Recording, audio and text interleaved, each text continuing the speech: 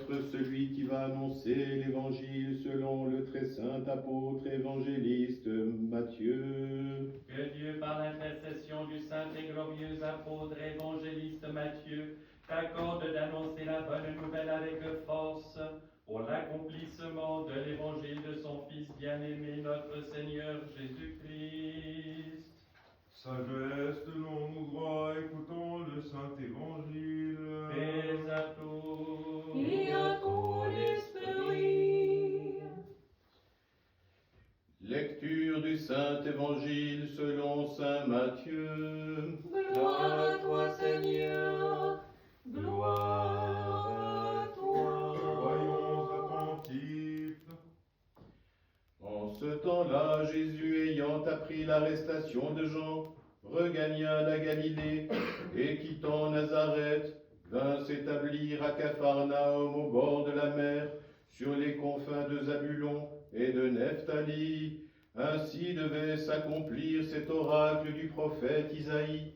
Terre de Zabulon, terre de Nephtali, route de la mer, pays de Transjordan, Galilée des nations. Le peuple qui se trouvait dans les ténèbres a vu une grande lumière. Sur ceux qui habitaient les obscurs parages de la mort, une lumière a resplendi. À partir de ce moment, Jésus se mit à prêcher ainsi: Repentez-vous, car il est proche le royaume des cieux. En ce temps-là, Jésus traversa la ville de Jéricho, et voici qu'un chef des publicains, un homme riche du nom de Zachée, essayait de voir qui était Jésus, mais ne pouvait y parvenir à cause de la foule et de sa taille, car il était petit. Il courut donc en avant et monta sur un sycomore, afin de voir Jésus qui devait passer par là. Arrivé à cet endroit, Jésus leva les yeux, l'aperçut et lui dit: Zachée, hâte-toi de descendre, car il faut qu'aujourd'hui je demeure en ta maison. Il se hâta de descendre et le reçut avec joie. Ce que voyant tous murmuraient et disaient: C'est chez un pécheur qu'il est allé loger. Mais Zachée résolument dit au Seigneur: Voici, Seigneur, la moitié de mes biens, je la donne aux pauvres, et si j'ai fait du tort à quelqu'un, je lui rendrai 4 fois plus. Et Jésus lui dit: Aujourd'hui le salut est entré dans cette maison, puisque c'est aussi un fils d'Abraham, car le Fils de l'homme est venu chercher et sauver ceux qui étaient perdus. Gloire à toi, Seigneur. Gloire à toi. Paix à toi qui annonces la bonne nouvelle. Et à ton esprit.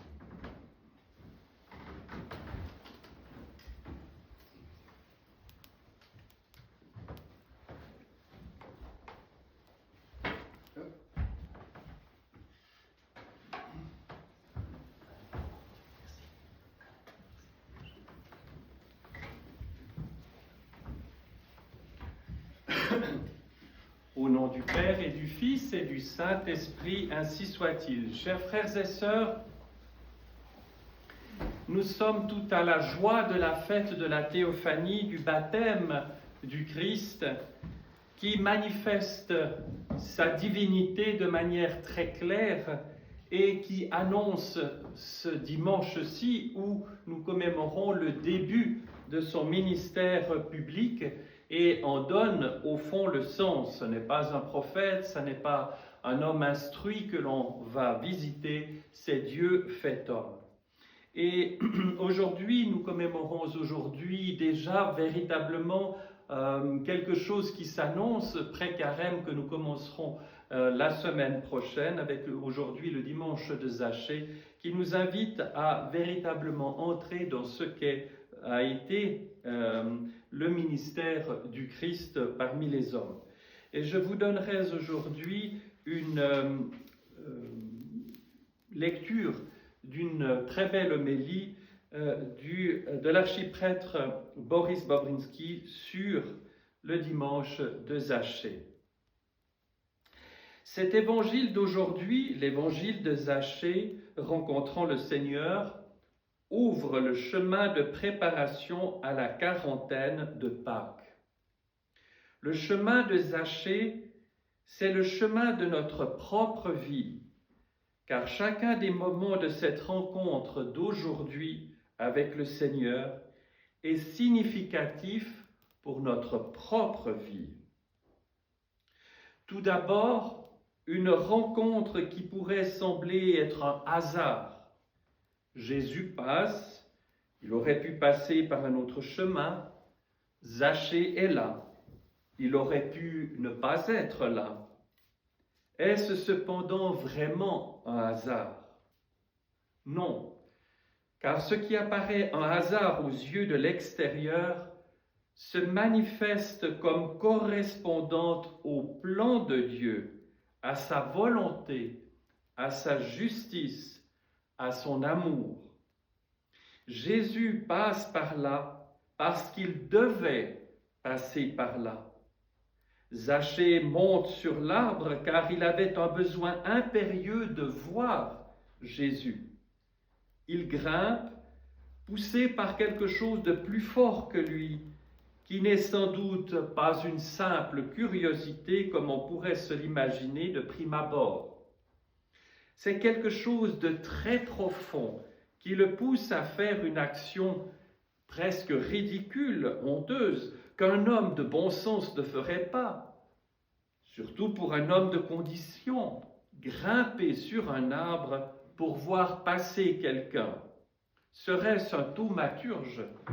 Est-ce en dehors du bon sens? Et ceci est en dehors du sens commun. Zachée est donc dans son sycomore lorsque Jésus lève les yeux vers lui, le reconnaît et l'appelle par son nom, Zachée. Dieu connaît en effet chacune de ses brebis, celles qui sont dans la bergerie et celles qui sont loin, perdues dans la montagne. Les brebis fidèles qui suivent et connaissent la voix du berger et les brebis qui ont erré pour tomber aux mains des ravisseurs, des loups ou qui se sont blessés dans la montagne. Jésus connaît Zachée et l'appelle comme une de ses brebis. Non seulement il l'appelle par son nom, mais encore il lui dit « Zachée, hâte-toi de descendre, car il faut que je demeure aujourd'hui en ta maison. » Il faut. Cette nécessité ne relève pas de la fatalité, mais du plan de Dieu. Selon la volonté de mon Père, je dois être chez toi aujourd'hui. Pourquoi dira-t-on chez un pécheur, un publicain, quelqu'un de méprisé et haï, avec qui il ne sied pas de partager un repas, ni d'échanger une poignée de main? Parce que Jésus sait que ce jour-là, aujourd'hui, il doit demeurer chez lui. On peut imaginer la stupeur et la joie du pécheur vers lequel se penche le Maître. Il n'hésite pas un instant, il se hâte de descendre et le reçoit avec joie parce qu'il n'y a aucun mépris dans le désir de Jésus d'être chez lui.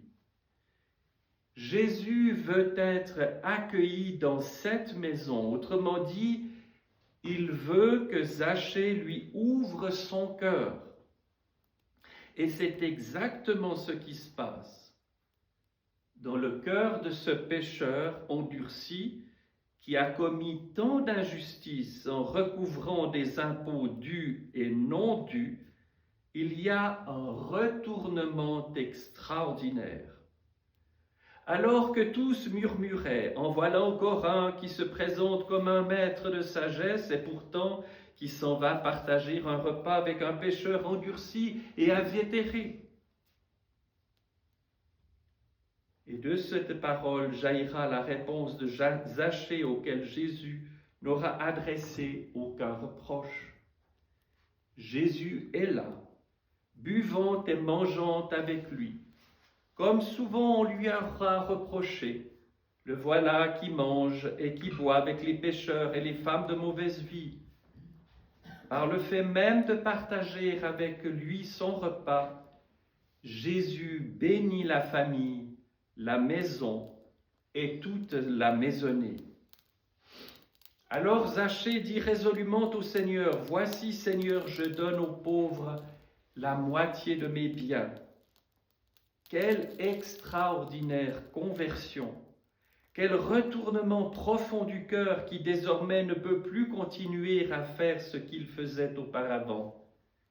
Il ne peut que suivre le Maître, répondre au regard du Maître qui lui parle sans le condamner, sans même le juger.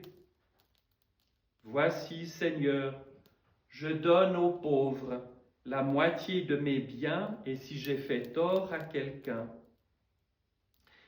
et il sait à qui il a fait du tort, je lui rends le quadruple.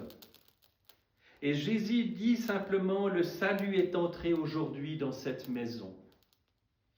Jésus entre dans la maison de Zachée comme il désire entrer dans nos propres maisons, dans nos familles et surtout dans la maison de notre cœur, le lieu le plus caché et le plus secret de notre existence. Dans cet épisode, il y a en réalité une double invitation. D'un côté, Jésus se fait inviter par Zachée pour entrer dans sa maison et partager son repas. Mais c'est en réalité Jésus qui le convie à un repas infiniment plus grand, infiniment plus fort, qui le convie au banquet des noces éternelles. Et c'est ainsi que s'accomplit pour Zachée cette parole tirée du livre de l'Apocalypse. « Voici, je me tiens à la porte et je frappe. » Jésus a frappé à la porte du publicain et du pécheur Zachée, comme il frappe à la porte de chacun d'entre nous. Nous devons seulement prêter l'oreille pour entendre ces coups parfois discrets, parfois plus nets, parfois même impérieux et auxquels bien souvent nous ne répondons pas. Car nos oreilles sont bouchées ou sont envahies par les bruits de l'extérieur. Alors Jésus s'éloigne pour un temps et peut-être il reviendra. Voici, je me tiens à la porte et je frappe. Et le livre de l'Apocalypse poursuit. Si quelqu'un entend ma voix et ouvre la porte, j'entrerai chez lui. Je souperai avec lui et lui avec moi. Cette entrée de Jésus dans la maison de Zachée, comme dans la maison de chacun d'entre nous, comme dans notre propre cœur, réalise la promesse d'intimité, d'amitié, de très grande familiarité que Jésus fera à ses disciples avant la Passion. Je ne vous appelle plus serviteurs, mais je vous ai appelés amis, parce que je vous ai fait connaître tout ce que j'ai appris de mon Père. Je vous ai appelés amis. Nous sommes, nous aussi, appelés à devenir les amis du Seigneur. Le Seigneur ne nous reproche rien, il ne nous condamne pas, mais simplement, il se présente à nous. Et alors, du très fond de notre cœur monte un élan qui nous défend tout simplement de continuer à vivre comme nous avons vécu. Nous ne pouvons plus continuer à commettre l'injustice, le mensonge, le vol, le meurtre par la parole ou par la pensée, à commettre même toute impureté, par la parole, par la pensée ou le regard. Nous ne pouvons plus continuer à faire cela, quand nous savons que le Maître est proche et qu'il nous regarde avec son regard d'amour. Devant ce regard, notre cœur ne peut que fondre d'amour, de honte, de repentance et aussi en définitive du désir de rencontrer véritablement le Seigneur, de l'accueillir pleinement pour que notre vie tout entière soit transformée et illuminée. Voilà donc ce chemin de la vie de Zachée qui est le chemin de notre propre vie. Ce chemin qui commence avec Zachée se poursuit dans les événements dont nous allons être les acteurs, les témoins et les auditeurs dans les évangiles qui vont être lus avant et pendant le grand carême. Chemin qui nous conduit finalement au mystère de la mort et de la résurrection du Christ à Pâques et qui donne à notre vie toute sa plénitude. Au nom du Père et du Fils et du Saint-Esprit, ainsi soit-il.